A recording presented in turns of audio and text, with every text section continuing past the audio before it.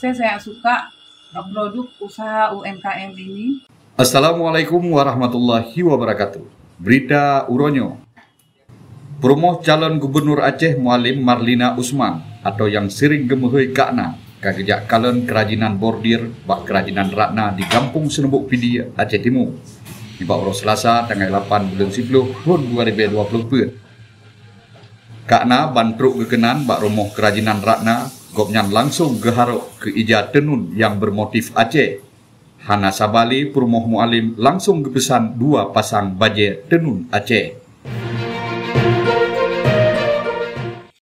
Saya sangat suka produk usaha UMKM ini, apalagi motif Aceh. Lehnyan lom Kakna gepesampo bahwa gopnyan uke akan gebantu geperaya barang-barang kerajinan Aceh Timur hingga ditamong upasai-pasai luar negara. Saya akan mensupport produk usaha UMKM, apalagi ke depan. Di bawah tenyan Kak Ratna pengrajin Aceh Timur di bawah berita bahasa Aceh gepegah. Gopnyan cukup senang ke na kunjungan penjabat-penjabat Aceh urumoh kerajinan gopnyan. Karena bak kerajinan Ratna Aceh Timur na membago produk lagi jilbab, baje bordir dan produk kerajinan lain ji.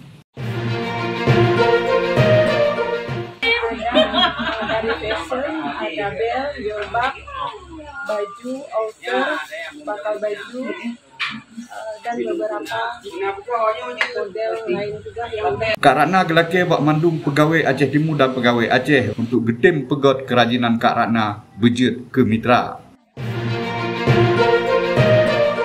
harapan saya ke depan produk dari KJ Ratna sendiri itu kalau bisa semua pemerintah daerah Aceh Timur khususnya itu memakai produk bordir dari kita, karena kita menghadirkan itu produknya itu atas nama Aceh Timur, bukan atas nama pribadi. Kunjungan Promoh calon gubernur Aceh Mualim bak kerajinan Ratna diperlak naku sabuh rombongan dari Banda Aceh dan gepengon sid oleh sahabat-sahabat goknyan yang di Aceh Timur. Habanyo gebesampo oleh Mai Munje Freelance News nan me Inggris haba me Aceh.